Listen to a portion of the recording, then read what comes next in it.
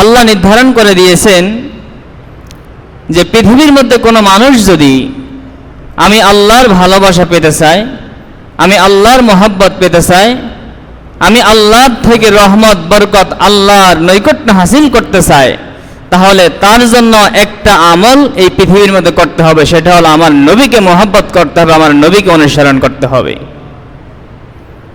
এই জন্য আল্লাহ রাব্বুল আলামিন পবিত্র কোরআনুল কারীমের সূরা আলে ইমরানের 31 নম্বর আয়াতে আল্লাহ একটা ঘোষণা দিয়েছেন। আল্লাহ রাব্বুল আলামিন বলেন,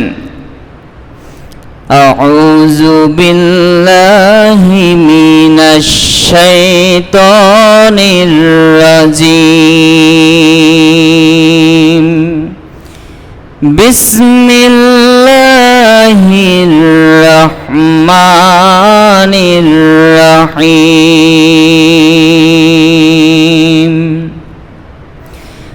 কুল ইন কুনতুম তুহিব্বুনাল্লাহ ফাত্তাবিউনি ইউহিব্বুকুমুল্লাহ ওয়া ইয়াগফির লাকুম যুনুবাকুম ওয়াল্লাহু গফুরুর রহিম। যারা বলেন সুবহানাল্লাহ। আল্লাহ রাব্বুল আলামিন ইরশাদ করেন, হে নবী, আপনি পৃথিবীর মানুষদেরকে ঘোষণা দিয়ে দিন। কুল, হে নবী আপনি বলুন, আপনি পৃথিবীর মানুষদেরকে জানিয়ে দিন, ইন কুনতুম তুহিব্বুনাল্লাহ, যদি তোমরা আল্লাহর মহব্বত পেতে চাও, আই ইন আরাদতুম তুহিব্বুনাল্লাহ, যে তোমরা পছন্দ করো যে আল্লাহ তোমাদেরকে ভালোবাসবে এবং তোমরা আল্লাহকে ভালোবাসবে, এই আমলটা যদি পছন্দ করো যে আল্লাহ তোমাদেরকে ভালোবাসবে, আল্লাহ তোমাদেরকে মহব্বত করবে, যদি তোমরা এটা চাও, তাহলে তোমাদের উপর আমল হলো ফাত্তাবিউনি, আমি নবীর অনুসরণ করো। আলহামদুলিল্লাহ আলহামদুলিল্লাহ নাহমাদুহু ওয়া নুসাল্লি ওয়া নুসাল্লিমু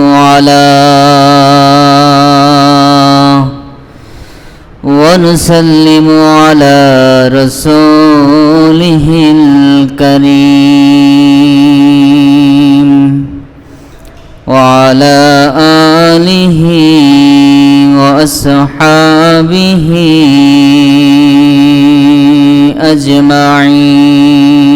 أجمعين أما بعد فقد قال الله تعالى في كلامه المجيد وفرقانه الحميد، أعوذ بالله من الشيطان الرجيم، بسم الله الرحمن الرحيم، قل إن كنتم تحبون الله فاتبعوني يحببكم الله، صدق الله العظيم وصدق رسوله النبي الكريم، ونحن على ذلك من الشاهدين الشاكرين. وقد جاء في الحديث الشريف عن أنس بن مالك رضي الله تعالى عنه قال قال رسول الله صلى الله عليه وسلم لا يؤمن أحدكم حتى أكون أحب إليه من والده وولده والناس أجمعين أو كما قال عليه الصلاة والسلام وقال تعالى في شان حبيبه مخبرا وآمرا إن الله وملائكته يصلون على النبي يا أيها الذين آمنوا صلوا عليه وسلموا تسليما صلى الله على محمد صلى الله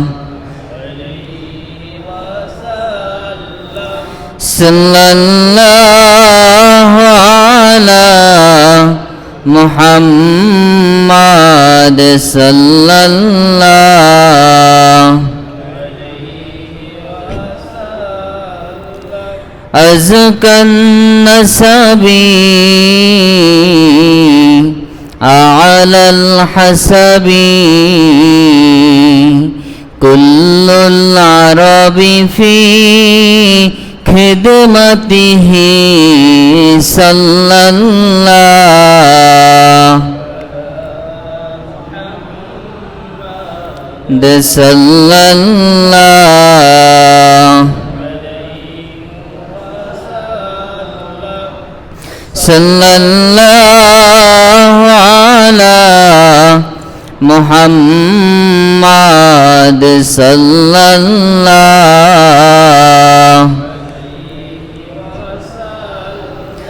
سأت الشجر نطق الحجر شق القمر بإشارته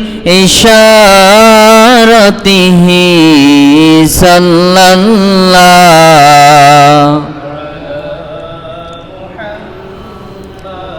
صلى الله صلى الله على محمد صلى الله لا إله إلا الله لا إله لا إله لا إله إلا الله لا إله سبحان الله والحمد لله سبحان الله والحمد لله لا إله حسبي ربي جل الله ما في قلبي غير الله نور محمد صلى الله نور محمد صلى الله لا إله لا إله لا إله إلا الله لا إله لا إله لا إله إلا الله محمد رسول الله صلى الله عليه وسلم মুআজ্জাজ মুহতারাম সম্মানিত উলামায়ে কেরাম জুমার নামাজ আদায়ের উদ্দেশ্যে মসজিদ আগত সম্মানিত মুসল্লিয়ান ইকরাম, মুরব্বিয়ান ইকরাম, যুবক ভাইরা, ছোট্ট শিশুরা, তলিবুল ইলম ছাত্র ভাইয়েরা, সকলের প্রতি ইসলামিক সম্ভাষণ ও আন্তরিক সালাম। আসসালামু আলাইকুম ওয়া রাহমাতুল্লাহি ওয়া বারাকাতুহু। মহান রব্বুল ইজ্জাতের দরবারে অসংখ্য অগণিত শুকর ও সুজুদ আদায় করছি যে রব্বুল ইজ্জাত আমাদেরকে অত্যন্ত দয়া করে, মায়া করে জুমার নামাজ আদায়ের উদ্দেশ্যে মসজিদে হাজির হওয়ার তৌফিক দিয়েছেন। এজন্য আসুন শুকরিয়াতান সকলে একবার পড়ি আলহামদুলিল্লাহ। সম্মানিত উপস্থিতি, আল্লাহ সুবহানাহু ওয়া তাআলা এই পৃথিবীতে তাম পৃথিবীর সৃষ্টিকুলের প্রধান আকর্ষণ হিসাবে, সৃষ্টিকুলের মুক্তির দূত হিসাবে আমার আপনার নবী হযরত মুহাম্মদুর রাসূলুল্লাহ সাল্লাল্লাহু আলাইহি ওয়াসাল্লামকে পৃথিবীতে প্রেরণ করেছেন এবং আল্লাহ একটি ঘোষণা দিয়েছেন। এজন্য আজকে আমরা আমাদের খুতবার আলোচ্য বিষয় নির্ধারণ করেছি রাসূল পাক সাল্লাল্লাহু আলাইহি ওয়াসাল্লামের প্রতি মহব্বত, ভালোবাসা। আল্লাহ নির্ধারণ করে দিয়েছেন যে পৃথিবীর মধ্যে কোনো মানুষ যদি আমি আল্লাহর ভালোবাসা পেতে চাই, আমি আল্লাহর মহব্বত পেতে চাই, আমি আল্লাহর থেকে রহমত, বরকত, আল্লাহর নৈকট্য হাসিল করতে চাই, তাহলে তার জন্য একটা আমল এই পৃথিবীর মধ্যে করতে হবে। সেটা হলো আমার নবীকে মহব্বত করতে হবে, আমার নবীকে অনুসরণ করতে হবে।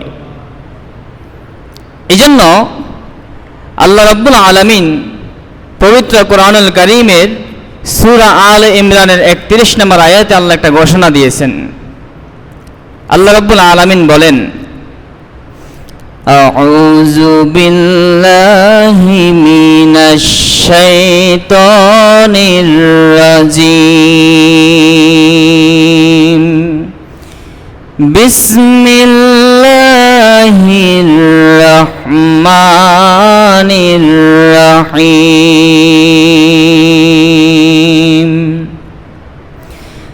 কুল ইন কুনতুম তুহিব্বুনাল্লাহ ফাত্তাবিউনি ইউহিব্বুকুমুল্লাহ ওয়া ইয়াগফির লাকুম যুনুবাকুম ওয়াল্লাহু গফুরুর রহিম। যারা বলেন সুবহানাল্লাহ। আল্লাহ রাব্বুল আলামিন ইরশাদ করেন, হে নবী, আপনি পৃথিবীর মানুষদেরকে ঘোষণা দিয়ে দিন। কুল, হে নবী আপনি বলুন, আপনি পৃথিবীর মানুষদেরকে জানিয়ে দিন, ইন কুনতুম তুহিব্বুনাল্লাহ, যদি তোমরা আল্লাহর মহব্বত পেতে চাও, আই ইন আরাদতুম তুহিব্বুনাল্লাহ, যে তোমরা পছন্দ করো যে আল্লাহ তোমাদেরকে ভালোবাসবে এবং তোমরা আল্লাহকে ভালোবাসবে, এই আমলটা যদি পছন্দ করো যে আল্লাহ তোমাদেরকে ভালোবাসবে, আল্লাহ তোমাদেরকে মহব্বত করবে, যদি তোমরা এটা চাও, তাহলে তোমাদের উপর আমল হলো ফাত্তাবিউনি, আমি নবীর অনুসরণ করো। আল্লাহ বলতেছেন, এখানে জুমলা উজ্জ আছে, ইন তাত্তাবিউনি, এই বাক্যটা উজ্জ আছে। পরবর্তী কথা, যদি আমি নবীকে অনুসরণ করো, অনুকরণ করো, আমি নবীকে যদি ভালোবাসো, তাহলে জেনে রাখো ইউহিব্বুকুমুল্লাহ, আল্লাহ স্বয়ং তোমাদেরকে ভালোবাসবে। আল্লাহ ভালোবাসে কি করবেন? ওয়া ইয়াগফির লাকুম যুনুবাকুম, আল্লাহ যদি তোমাদেরকে ভালোবাসেন তাহলে তোমাদের জীবনের গুনাহগুলো মাফ করে দিবেন। ওয়াল্লাহু গফুরুর রহিম, এবং জেনে রাখো নিশ্চয়ই আল্লাহ ক্ষমাশীল এবং দয়ালু। যারা বলেন সুবহানাল্লাহ। তাহলে আল্লাহ রাব্বুল আলামিন এই আয়াতে মেসেজ করলেন, এই আয়াতে আমাদেরকে মেসেজ দিলেন, আমাদেরকে জানিয়ে দিলেন, ঘোষণা দিলেন যে যদি আমি আল্লাহর ভালোবাসা, আল্লাহর মহব্বত যদি পেতে চাও, তাহলে তোমরা আমার নবীকে ভালোবাসতে হবে, আমার নবীকে অনুসরণ করতে হবে। আর যদি আমার নবীকে অনুসরণ করতে পারো, আমার নবীকে ভালোবাসতে পারো, তাহলে আল্লাহ তোমাদের জীবনের সব গুনাহ মাফ করে দিবেন। জোরে বলুন সুবহানাল্লাহ। তাহলে বলেন, আমরা কি মাপ পেতে চাই কিনা? আল্লাহর ভালোবাসা পেতে চাই কিনা? তাহলে আমাদেরকে কি করতে হবে? আল্লাহর নবীকে ভালোবাসতে হবে, আল্লাহর নবীর অনুসরণ করতে হবে। এটাই তো নাকি? আয়াতের মধ্যে কথাটা কি বলছে আপনারা বুঝছেন না? আল্লাহ তো এই কথাই বলছেন যে যদি আমি আল্লাহর ভালোবাসা পেতে চাও, তাহলে নবীকে অনুসরণ করো, নবীকে ভালোবাসো। যদি নবীর অনুসরণ করতে পারো, নবীকে ভালোবাসতে পারো, তাহলে আমি আল্লাহ তোমাদেরকে ভালোবাসবো এবং তোমাদের গুনাহগুলো মাফ করে দিব। তা আমরা সবাই তো আল্লাহর কাছ থেকে মাপ চাই, আল্লাহর ভালোবাসা চাই। তাহলে আমাদেরকে আমল করতে হবে, আল্লাহর নবীকে অনুসরণ করতে হবে, আল্লাহর নবীকে ভালোবাসতে হবে। তাহলে আমরা আল্লাহর পক্ষ থেকে ভালোবাসা পাবো, মাপ পাবো। আল্লাহ আমাদের সকলকে তৌফিক দান করে, বলুন আমিন। এবার একটা হাদিস শোনেন। আমি খুতবা একটা হাদিস আপনাদের সামনে আমি পড়ছিলাম। হাদিসটা রিওয়ায়াত করছেন রাসূল পাক সাল্লাল্লাহু আলাইহি ওয়াসাল্লামের প্রিয় সাহাবী হযরত আনাস ইবনে মালিক রাদিয়াল্লাহু তাআলা আনহু। সাহাবীর নাম কি বলেন? আনাস ইবনে মালিক রাদিয়াল্লাহু তাআলা আনহু, নবীজির 10 বছরের খাদেম। তিনি বলেন, ক্বালা রাসূলুল্লাহ সাল্লাল্লাহু আলাইহি ওয়াসাল্লাম, রাসূল পাক সাল্লাল্লাহু আলাইহি ওয়াসাল্লাম ইরশাদ করেন, লা ইউমিনু আহাদুকুম, তোমাদের কেউ প্রকৃত মুমিন হতে পারবা না, কামিল মুমিন হতে পারবা না। আমাদের পরিচয় কি বলেন? আমরা মুমিন না? আমাদের পরিচয় কি? মুমিন, মুসলমান, ঠিক কিনা বলেন? আমরা ঈমানদার। আল্লাহ নবী বলতেছেন, লা ইউমিনু আহাদুকুম, তোমাদের কেউ প্রকৃত মুমিন হইতে পারবা না। তুমি মুখে দাবি করতে পারো ঈমানদার, কিন্তু তুমি প্রকৃত মুমিন, বাস্তবিক পক্ষে মুমিন হইতে পারবা না। তবে শর্ত আছে, হাত্তা আকুনা আহাব্বা ইলাইহি মিন ওয়ালিদিহি ওয়া ওয়ালাদিহি ওয়ান নাসি আজমাইন, যতক্ষণ না পর্যন্ত তোমাদের সন্তান সন্ততি, মা বাবা, পৃথিবীর সব কিছু রেখে এমনকি তোমার নিজের নফস থেকে আমি নবীকে বেশি ভালো না বাসতে পারবা, ততক্ষণ পর্যন্ত তোমরা প্রকৃত মুমিন হতে পারবা না। রাসূল পাক সাল্লাল্লাহু শর্ত দিয়ে দিলেন যে প্রকৃত মুমিন হইতে হইলে তোমাদেরকে তোমাদের সন্তান সন্ততি, তোমাদের মা বাবা, ধন সম্পদ, পৃথিবীর সকল মানুষ, এমনকি অন্য হাদিস আসছে এমনকি নিজের নফস, নিজের থেকেও আল্লাহর নবীকে বেশি ভালোবাসতে হবে, বেশি মহব্বত করতে হবে। ততক্ষণ পর্যন্ত যদি এটা করতে না পারো, তাহলে ততক্ষণ পর্যন্ত তোমরা প্রকৃত কামেল মুমিন হতে পারবে না। তাহলে সব কথার এক কথা, কোরআনের আয়াত যে কথা বলতেছে, হাদিসে সেই কথা বলতেছে যে সব কিছু থেকে বেশি ভালোবাসতে হবে কাকে? রাসূল পাক সাল্লাল্লাহু আলাইহি ওয়াসাল্লামকে। সব কিছু থেকে বেশি মহব্বত করতে হবে নবীকে, এমনকি নবীকে অনুসরণ করতে হবে। এমনকি নিজের নফস থেকে মানুষ বেশি মহব্বত করে সন্তান সন্ততিকে, স্ত্রী পরিবার, মা বাবা, এদেরকে মহব্বত করে, এর চেয়ে বেশি মহব্বত করে নিজের নফসকে, নিজের চেয়ে কি সন্তানকে বেশি ভালোবাসেনি। এমন একটা মুহূর্ত আসছে, হয়তো আপনি বাঁচবেন অথবা সন্তানকে বাঁচাইতে হবে। পরিস্থিতি দেখা যায় 2-1 শতকরা একজন হয়তো তখন সন্তানের মহব্বতে সন্তানকে বাঁচানোর তাগিদে সন্তানের দিকে লক্ষ্য করে, কিন্তু অধিকাংশ ক্ষেত্রে মানুষ সবসময় নিজেকে বেশি মহব্বত করে, ঠিক কিনা বলেন? এই জন্য আল্লাহ নবী বলছেন, এমনকি নিজের নফস থেকে বেশি মহব্বত করতে হবে। যদি এইটা করতে না পারো, তাহলে ততক্ষণ পর্যন্ত প্রকৃত মুমিন হতে পারবে না। এবার আরেকটা হাদিস শোনেন। রাসূল পাক সাল্লাল্লাহু আলাইহি ওয়াসাল্লাম তিনি ওমর ইবনুল খাত্তাব রাদিয়াল্লাহু তাআলা আনহুর হাতকে এভাবে বগলের তলে নিয়ে নবীজি হাঁটতেছেন। অনেক সময় মুরব্বীরা ছোট বাচ্চাদেরকে অথবা যাদেরকে মহব্বত করে তাদের হাতটা এভাবে ধইরা হাঁটে না, কথা বলে না, নসিহত করে না। মনে করেন একটা ছেলে সে বিপথে হাঁটতেছে, তখন একজন মুরব্বী, তার মামা, চাচা অথবা মুরব্বী একজন তাকে এভাবে ধইরা নির্জনে নিরিবিলি একটু হাঁটে আর বুঝায় যে বাবা তুমি এটা করো কেন, এটা তো তোমার করলে তোমার বাবা মা লজ্জিত হইবে, সমাজে তুমি এটা খারাপ কাজ করতেছো, এরকম বুঝায় না? ঠিক রাসূল পাক সাল্লাল্লাহু আলাইহি ওয়াসাল্লাম ওমর ইবনুল খাত্তাব রাদিয়াল্লাহু তাআলা একটা হাতকে বগলের তলে নিয়ে হাঁটতেছে আর বলতেছে, ইয়া ওমর, যদি তুমি তোমার নফস থেকে তুমি নবীকে বেশি ভালোবাসতে না পারো, তোমার সব কিছু থেকে নবীকে বেশি ভালোবাসতে না পারো, তাহলে তুমি প্রকৃত মুমিন হতে পারবা না। ওমর ইবনুল খাত্তাব রাদিয়াল্লাহু তাআলা বললেন, ইয়া রাসূলুল্লাহ, আমি আমার নিজের নফস ব্যতীত পৃথিবীর সব কিছু থেকে, আমার সন্তান সন্ততি, আমার স্ত্রী পরিবার, মা বাবা, আমার ধন সম্পদ সব কিছু থেকে আপনাকে বেশি মহব্বত করি। রাসূল পাক সাল্লাল্লাহু আলাইহি ওয়াসাল্লাম বললেন, লা ওমর, তুমি এখনো প্রকৃত মুমিন হতে পারো নাই।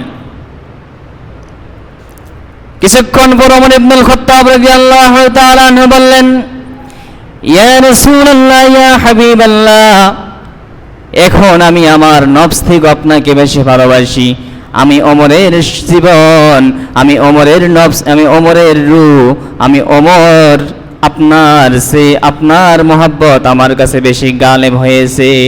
আল্লাহ রাসূল বলেন, আল আন ইয়া ওমর, ও ওমর, এখন তুমি প্রকৃত মুমিন হয়েছো। তাহলে রাসূল পাক সাল্লাল্লাহু আলাইহি ওয়াসাল্লাম এখানে শিক্ষা দিলেন যে প্রকৃত মুমিন হইতে হলে সবচেয়ে বেশি রাসূল পাক সাল্লাল্লাহু আলাইহি ওয়াসাল্লামকে ভালোবাসতে হবে, মহব্বত করতে হবে। যদি এটা করতে পারে তাহলে আমরা কি হব? প্রকৃত মুমিন মুসলমান হতে পারবো। অন্যথায় যদি আমি আমার সব কিছু থেকে নবীকে মহব্বত করতে না পারি, ভালোবাসতে না পারি, তাহলে নিজেকে মুমিন পরিচয় দিলে, মুসলমান পরিচয় দিলে আমার মুখে পরিচয় দেওয়া হবে, বাস্তবিক পক্ষে আমি প্রকৃত মুমিন হতে পারবো। এজন্য আমাদেরকে খেয়াল রাখতে হবে যে আমাদের জীবনের সব কিছুর ঊর্ধ্বে যেন আল্লাহর নবীকে মহব্বত করা হয়।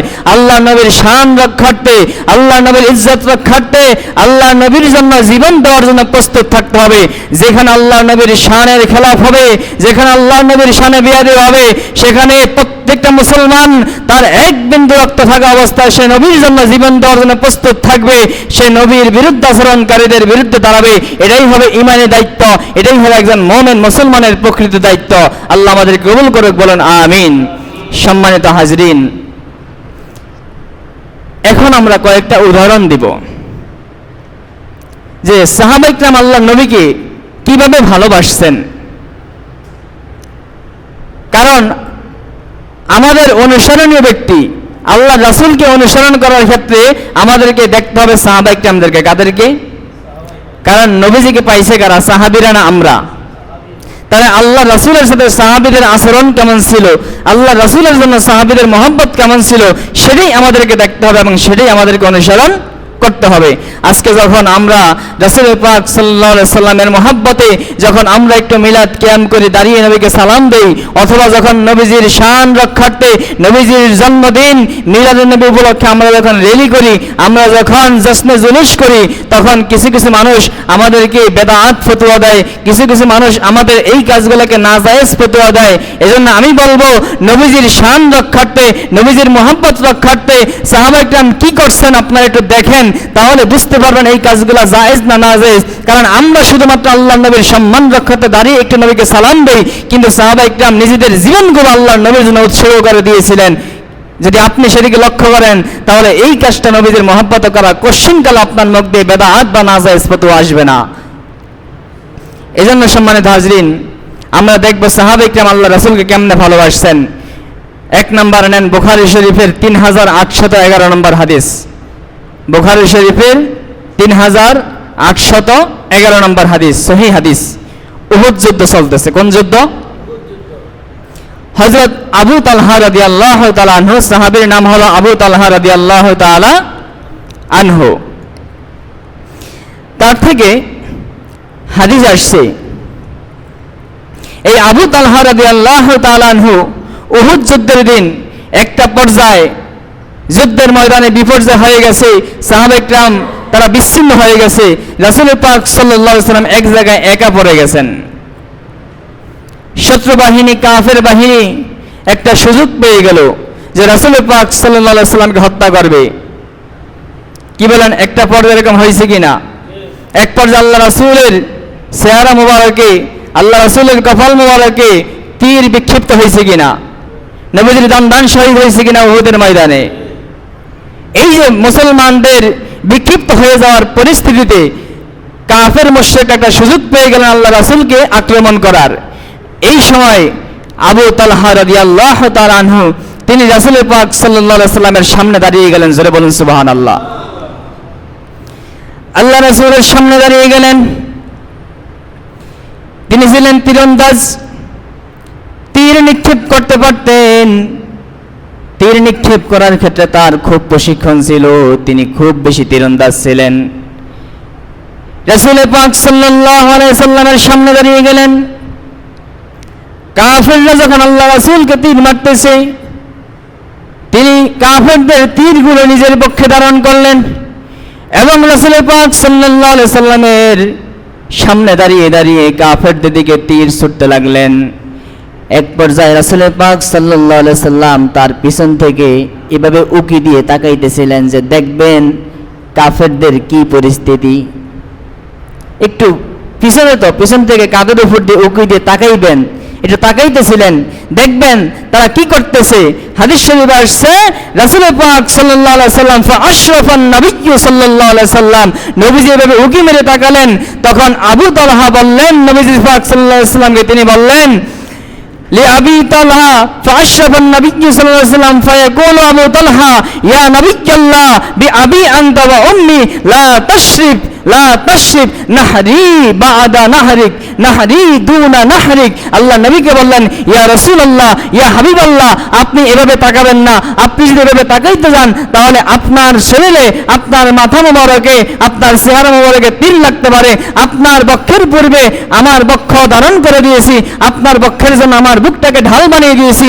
আগে আমি আবু তালহার কোরবানি হবে, আগে আমি আবু তালহার মৃত্যু হবে, শাহাদাত হবে, এরপরে যদি আপনার গায়ে কোনো তীর লাগতে পারে, কিন্তু আমি আবু তালহা জীবিত থাকা অবস্থায় আপনার গায়ে একটা তীরও লাগতে পারবে না। জোরে বলুন সুবহানাল্লাহ। আপনি চিন্তা করতে পারেন সাহাবা ইকরাম নবীজিকে কিরকম মহব্বত করছেন, কিরকম ভালোবাসছেন। সাহাবী বলতেছেন নাহরি দুনা নাহরিক, আমার বক্ষ আপনার বক্ষের সামনে, যত তীর আসবে সব আমার বুকে লাগবে। আমার জীবিত দশায়, আমার জীবিত থাকা অবস্থায় আপনার গায়ে একটা তীরও লাগতে পারবে না। নবীজিকে বললেন আল্লাহ রাসূল আপনি উকি দিয়ে তাকাইবেন না, আপনি আমার পিছনে দাঁড়িয়ে থাকেন, আমি আপনার জন্য ডাল শরীফ হয়ে গেছে। জোরে বলেন সুবহানাল্লাহ। নিজের জীবনটাকে তীরের সামনে বিলীন করে দিয়েছেন আল্লাহর নবীর মহব্বতে। তাহলে আপনি বলেন সাহাবা ইকরাম নবীর জন্য জীবন দিয়ে দিয়েছেন, আপনি সেটা কি কোন ফতোয়া দিবেন? এভাবে তীরের সামনে, এভাবে যুদ্ধের সামনে, এভাবে মৃত্যুর সামনে নিজেকে ঢেলে দেওয়া, এটা কি জায়েজ না নাজায়েজ কাজ বলেন তো? নাজায়েজ। কি বলেন জায়েজ কাজ? আত্মহত্যা করা জায়েজ না নাজায়েজ? নাজায়েজ না হারাম না? তাহলে একটা লোক জানতেছে তীর আসতেছে, তার মৃত্যু নিশ্চিত, কিন্তু ওই পরিস্থিতিতে নবীজির সামনে গিয়ে দাঁড়াইছে, তীরগুলা নিজের বুকে ধারণ করতেছে, নিজে নিজেকে মৃত্যুর সামনে ঢেলে দিল, তাহলে জায়েজ কাজ না নাজায়েজ কাজ? কিন্তু যখন নবীজির মহব্বতে নবীকে রক্ষা করার জন্য এই কাজ করছে, তখন এই কাজটা কি শুধু জায়েজ হয়েছে না সবচেয়ে উত্তম কাজ, জান্নাতে যাওয়ার আমল হয়েছে? তাহলে রাসূল পাক সাল্লাল্লাহু আলাইহি ওয়াসাল্লামের জন্য সাহাবারা এইরকম ত্যাগ করছেন, জীবন দিয়ে দিয়েছেন। পৃথিবীর মধ্যে কোনো মুহাদ্দিস, কোনো ফতোয়া দেওয়ালা, কোনো মুফতি সাহেব ফতোয়া দেয় আজ পর্যন্ত যে এটা নাজায়েজ কাজ হয়েছে, বেদাত কাজ হয়েছে। কিন্তু আজকে যখন রাসূল পাক সাল্লাল্লাহু আলাইহি ওয়াসাল্লামের শানে মহব্বতে মিলাদ ও কিয়াম করা হয়, নবীজির সম্মান রক্ষার্থে, নবীজির প্রতি মহব্বত প্রকাশ করার্থে, আনন্দ প্রকাশ করার্থে রেলি করা হয়, যখন নবীজির মিলাদ কিয়াম করা হয়, তখন এরকম ফতোয়া আসে। এটা অবশ্যই অবশ্যই ভুল ফতোয়া, অবশ্যই অবশ্যই এটা ঈমানের নকসানিয়াতের কারণে এই ফতোয়া আসে। অন্যথায় যদি নবীর মহব্বত অন্তরে থাকতো তাহলে এরকম ফতোয়া দেওয়া কোনো মুসলমানের পক্ষে সম্ভব হতো না। ঠিক কিনা বলেন? সম্মানিত হাজরিন, আপনাদেরকে আরেকটা ঘটনা শোনাই। এটা ইতিহাসে আসছে, হাদিসেও আসছে। রাসূল পাক সাল্লাল্লাহু আলাইহি ওয়াসাল্লামের প্রিয় সাহাবী হযরত কাতাদা রাদিয়াল্লাহু তাআলা আনহু, এটাও উহুদ যুদ্ধ চলাকালীন সময়, উহুদ যুদ্ধ চলতেছে, হযরত কাতাদা রাদিয়াল্লাহু তাআলা আনহু থেকে আসছে এই ঘটনা। ইমাম ওয়াকিদি তিনি তার মাগাজি কিতাবে উল্লেখ করছেন। ইমাম ওয়াকিদি তার একটা কিতাব আছে আল মাগাজি, ইতিহাসের কিতাব, সেখানে তিনি উল্লেখ করছেন গজওয়াতুল উহুদ অধ্যায়ে 2য় খণ্ডের 242 পৃষ্ঠায়, এবং এটা হাদিসও আসছে। হযরত আবু কতাদা রাদিয়াল্লাহু তাআলা আনহু রাসূল পাক সাল্লাল্লাহু আলাইহি সাল্লামের সামনে গিয়ে তিনি দাঁড়িয়ে গেলেন। যখন তীর আসতেছে, যেদিক থেকে তীর আসে ওদিকে গিয়ে তিনি দাঁড়িয়ে যান। যেদিক থেকে তীর আসে তীরটা তিনি নিজের বুকে নেন, নবীজির গায়ে লাগতে দেন না। এইভাবে করে নবীজির চতুর্পাশে ঘুরতেছেন আর তীরগুলো নিজের গায়ে লাগাইতেছেন, নবীজির গায়ে তীর লাগতে দেন নাই। ঐতিহাসিকগণ উল্লেখ করেছেন, বিশেষ করে ইমাম ওয়াকিদি, ইবনে ইসহাক, এই ইতিহাসবিদরা উল্লেখ করছেন, আবু তালহার শরীরে দেখা গেছে পরবর্তী সময়ে যখন গণা হয়েছে, কোন ইতিহাসবিদ উল্লেখ করছেন 72টি, কেউ উল্লেখ করছেন 77টি তীর তার গায়ে বিদ্ধ ছিল। জোরে বলুন সুবহানাল্লাহ। রাসূল পাক সাল্লাল্লাহু আলাইহি ওয়াসাল্লামের জীবন রক্ষার্থে নিজের শরীরে 72টি এবং মতান্তরে রওয়ায়াত আসছে 97টি তীর তিনি নিজের শরীরে নিয়েছেন।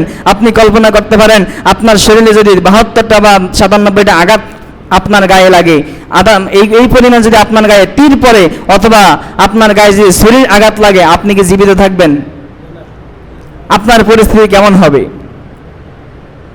এরকম যখন বাংলাদেশের গত বছর যখন এই জুলাই অভ্যুত্থানে যখন আমাদের দেশের ছাত্র সমাজ যখন এই বাংলাদেশের অধিকার রক্ষার্থে, মানুষের অধিকার রক্ষার্থে যখন তারা মাঠে নেমেছিল, এমন এমন ছাত্র ভাইদেরকে দেখা গেছে যাদের শরীরের মধ্যে একবারে এমনভাবে বুলেট লেগেছে পুরো শরীর ঝাঁঝরা হয়ে গিয়েছিল।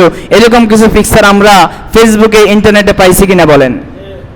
সেখান থেকে আমরা কিছুটা অনুমান করতে পারি যে যদি কারো শরীরে এরকম 97টা অথবা 72টা তীর লাগে, তাহলে তার শরীরের অবস্থাটা কিরকম হতে পারে। এক পর্যায়ে আবু কতাদা বলেন, ওয়াজাআন আবি কতাদা রাদিয়াল্লাহু তাআলা আনহু আন্নাহু সাল্লাল্লাহু আলাইহি ওয়াসাল্লাম লাম্মা রাআহা ফি কাফাই, রাসূল পাক সাল্লাল্লাহু আলাইহি ওয়াসাল্লাম দেখলেন এই তীরগুলো বিদ্ধ হয়ে এক পর্যায়ে তার একটা চোখ এই চোখের জায়গা থেকে উঠে গালের উপর বেয়ে পড়ে গেছে, চোখটা গলে গেছে। জোরে বলেন সুবহানাল্লাহ। সাহাবী নবীর জন্য এমনভাবে নিজেকে প্রস্তুত করছেন, নিজের শরীরকে ডাল বানিয়ে দিয়েছেন, এমনকি এক পর্যায়ে দেখা গেল তার একটা চোখ খুলে এই চোখের জায়গা থেকে গালের উপরে পড়ে গেছে, গালের উপর ঝুলে পড়ে আছে। রাসূল পাক সাল্লাল্লাহু আলাইহি ওয়াসাল্লাম দেখলেন হযরত কতাদা রাদিয়াল্লাহু তাআলা আনহু চোখটাকে হাতের উপর এইভাবে রেখেছেন। আল্লাহ রাসূল এই অবস্থা দেখে হাদিসের ভাষায় দামাত আইনা রাসূলুল্লাহ সাল্লাল্লাহু আলাইহি ওয়াসাল্লাম, আল্লাহ রাসূলের চোখ দিয়ে বেয়ে বেয়ে পানি পড়া শুরু হয়ে গেছে।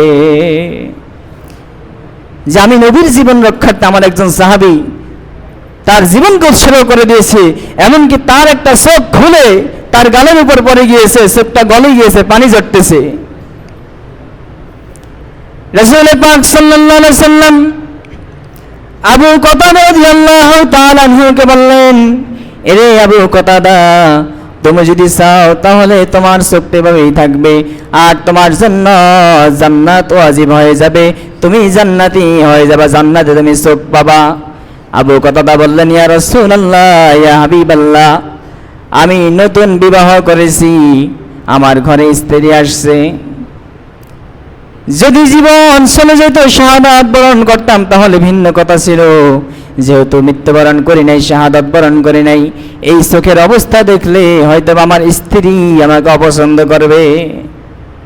আল্লাহ রাসূল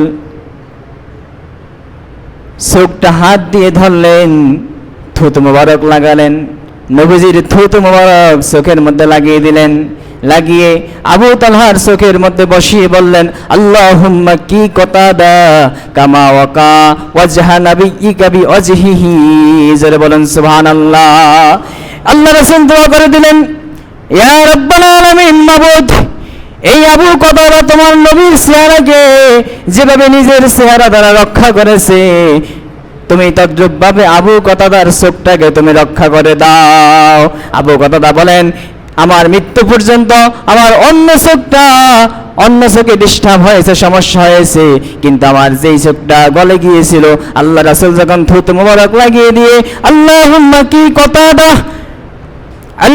কি কতাদা কামা ওয়াকা ওয়াজহা নাবিয়িকা বিওয়াজহি, এই দোয়া পরে যখন আমার চোখের জায়গায় লাগিয়ে দিলেন, আমার মৃত্যুর আগ পর্যন্ত আমার এই চোখে আর কখনো ডিস্টার্ব হয় নাই, এবং দিন দিন আমার চোখটা আরো বেশি তীক্ষ্ণ হয়েছে এবং চোখের জ্যোতি আরো বেশি হয়েছে। তাহলে আপনি কল্পনা করতে পারেন যে সাহাবায়ে কেরাম আল্লাহ রাসূলকে কিভাবে ভালোবাসছেন। এরকম শত শত উদাহরণ, শত শত ঘটনা, শত শত সাহাবায়ে কেরাম জ্বলন্ত প্রমাণ আমার কাছে আছে যে সাহাবায়ে কেরাম আল্লাহ নবীর জন্য কিভাবে জীবন দিয়েছেন। যেহেতু আমাদের সময় শেষ, আর একটা বলে শেষ করে দেই। আমার কাছে বহু এরকম শত শত শত শত হাদিস আমার রেফারেন্সে আছে। আপনি কত চাইবেন সাহাবায়ে কেরাম নবীর জন্য কিভাবে জীবন উৎসর্গ করছেন। একটা ঘটনা বলে শেষ করে দেই। হযরত যায়েদ ইবনে দাসিনা রাদিয়াল্লাহু তাআলা আনহু মক্কা থেকে বদর যুদ্ধের পরে কিছু লোক আসছে নতুন মুসলমান হয়ে রাসূল পাক সাল্লাল্লাহু আলাইহি সাল্লামের কাছে, ইয়া রাসূলুল্লাহ, ইয়া হাবিবাল্লাহ, আমরা নতুন মুসলমান হয়েছি, আপনি আমাদেরকে কিছু সাহাবী দেন, তারা যেন আমাদেরকে দ্বীন শিক্ষা দেয়। আগের যুগে প্রচলন ছিল আমাদের দেশে নোয়াখালীর থেকে হুজুর আইতো, মক্তব পড়াইতো, দ্বীন শিক্ষা দিত। কারণ এদেশে মুসলমানের সংখ্যা, উলামায়ে সংখ্যা কম ছিল। ঠিক মক্কায় নতুন মুসলমান হয়েছে, এখন দ্বীন শিখবে কিভাবে? আল্লাহ রাসূলকে বললেন, ইয়া রাসূলুল্লাহ, আমাদেরকে 2-3 জন বা কয়েকজন সাহাবী দেন, কয়েকজন কারি যারা কোরআন পড়াইতে পারবে, আমাদেরকে ইসলাম শিক্ষা দিতে পারবে, আমাদেরকে কয়েকজন শিক্ষক দেন। রাসূল পাক সাল্লাল্লাহু আলাইহি ওয়াসাল্লাম 8 থেকে 10 জনের একটা দল, সাহাবীদের একটা দল নবীজি সেখানে মক্কায় পাঠিয়ে দিলেন। কিন্তু এরা প্রতারণা করছে, প্রতিমধ্যে নিয়ে এদেরকে কয়েকজনকে হত্যা করছে। আর যায়েদ ইবনে দাসিনা রাদিয়াল্লাহু তাআলা আনহু এবং আরো কয়েকজন সাহাবী, তাদেরকে তারা মক্কায় নিয়ে গেছেন যে এদের দ্বারা প্রতিশোধ নেবে বদর যুদ্ধে। জোরে বলেন নাউজুবিল্লাহ। যায়েদ ইবনে দাসিনা রাদিয়াল্লাহু তাআলা আনহু তাকে যখন শাহাদাত বরণ করাইবে, তাকে মৃত্যু দিবে, তাকে যখন শুলিতে চড়াইবে, হত্যা করবে, তাকে খোলা ময়দানে আনলেন। এনে আবু সুফিয়ান বললেন, আবু সুফিয়ান তখনও মুসলমান হয় নাই।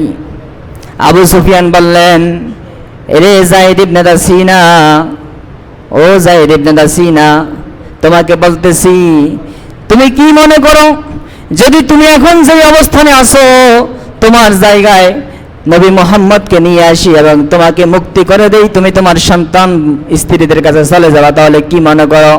তখন যায়েদ ইবনে দাসিনা বললেন, তিনি আবু সুফিয়ানকে রাগ করে আবু সুফিয়ানকে ধমক দিয়ে বললেন, এরে আবু সুফিয়ান, ও আবু সুফিয়ান, ওয়াল্লাহি মা আহাব্বা আন্না মুহাম্মাদান আল-আনা ফি মাকানিহি আল্লাযী হুয়া ফীহি তুসিবুহু শাওকাতান ওয়া ইন্নী জালিসুন ফি আহলি।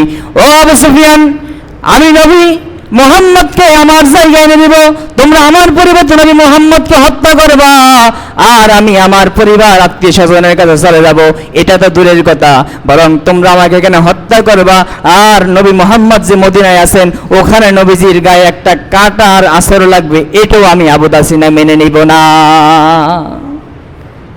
তোমরা আমার পরিবর্তে নবীকে হত্যা করবা, আমাকে ছেড়ে দিবে, এটা তো দূরের কথা, বরং আমি এখানে থাকবো, আমাকে হত্যা করবা। নবী মুহাম্মদ সাল্লাল্লাহু আলাইহি ওয়াসাল্লাম যেখানে আছেন মদিনা শরীফে, সেখানে নবীজির গায়ে একটা কাঁটার আঘাত লাগবে, সেটাও আমি আবু দাসিনা মেনে নেব না। তখন সেদিন আবু সুফিয়ান সেদিন স্বীকার করছেন, লাকাদ রাআইতু মিনান নাস মা রাআইতু মিনান নাস আহাদান ইউহিব্বু আহাদান কা হুব্বি আসহাবি মুহাম্মাদিন মুহাম্মাদা। এই পৃথিবীর মধ্যে আমি অনেক মানুষ দেখেছি, আমি কিসরা, কাইসার, রোম, পারস্যের রাজা বাদশা এদেরকে দেখেছি, তবে পৃথিবীর মধ্যে মুহাম্মদ সাল্লাল্লাহু আলাইহি ওয়াসাল্লামের সাহাবীরা মুহাম্মদ সাল্লাল্লাহু আলাইহি ওয়াসাল্লামকে যেভাবে ভালোবাসে, এরকম পৃথিবীর কোনো মানুষকে ভালোবাসতে আমি দেখে নাই। আবু সুফিয়ান সেদিন স্বীকার করেছেন। যাই হোক, সম্মানিত হাজরিন, সাহাবায়ে কিরাম রাসূল পাক সাল্লাল্লাহু আলাইহি ওয়াসাল্লামকে জীবন দিয়ে ভালোবেসেছেন, জীবন দিয়ে মহব্বত করেছেন। অতএব আমরা যারা নবীর উম্মত দাবি করি, আমরা যারা উম্মতে মুহাম্মদী দাবি করি, আমরা যারা আশিক রাসূল দাবি করি, আমাদেরকেও আল্লাহর নবীকে আমাদের জীবনের চেয়ে ভালোবাসতে হবে, আল্লাহর নবীর জীবন আদর্শ অনুসরণ করতে হবে, আল্লাহর নবীর সুন্নতকে আমাদের জীবনে ধারণ করতে হবে। আল্লাহ আমাদের সকলকে নবীর আদর্শ গ্রহণ করে, নবীর আদর্শে জীবন ধারণ করে আমাদের সকলকে জান্নাতি মানুষ হওয়ার তৌফিক দান করুক। বলুন আমিন সুম্মা আমিন। আসসালামু আলাইকুম ওয়া রাহমাতুল্লাহি ওয়া বারাকাতুহু। যারা পড়ে আসছেন সুন্নাত পড়েন নাই,